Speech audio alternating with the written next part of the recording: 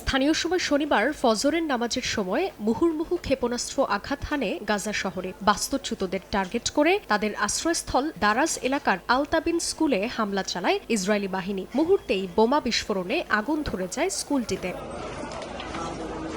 এতে নামাজ আদায়কালে বহু নিরীহ ফিলিস্তিনি হতাহত হন, অনেকের হাত পা বিচ্ছিন্নের ঘটনা ঘটে। সংকটাপন্নদের বাঁচাতে চলছে আপ্রাণ চেষ্টা, তবে এত মানুষের চিকিৎসা দিতেও হিমশিম খেতে হচ্ছে হাসপাতালগুলোকে। এ অবস্থায় থামছে না হতাহতদের স্বজনদের আহাজারি। ঘটনার সঙ্গে সঙ্গেই স্থানীয়রা উদ্ধার কাজে এগিয়ে এলেও পরে যোগ দেন উদ্ধারকর্মীরা।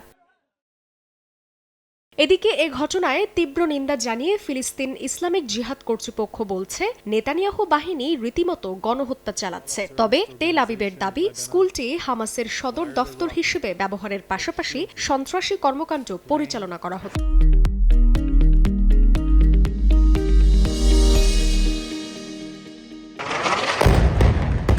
দখলদার বাহিনীর বোমাবর্ষণ থেকে বাদ যায়নি গাজার উত্তরাঞ্চলীয় জাবালিয়া ও মধ্যাঞ্চলীয় নুসেইরাত শরণার্থী শিবিরও। অবরুদ্ধ গাজা যখন ধ্বংসস্তূপ, সে সময়ও হামাস নির্মূলের নামে নিরীহদের ওপর এমন বর্বরতা চালাচ্ছে দখলদাররা। ব্যাপক হামলার মুখে খান ইউনিস থেকে এদিন প্রায় ৭০,০০০ ফিলিস্তিনি আল মাওয়াসিতে পালাতে বাধ্য হয়েছেন। এ অবস্থায় ফিলিস্তিনিদের কাছে এখনও অজানা কোথায় গেলে মিলবে নিরাপদ আশ্রয়।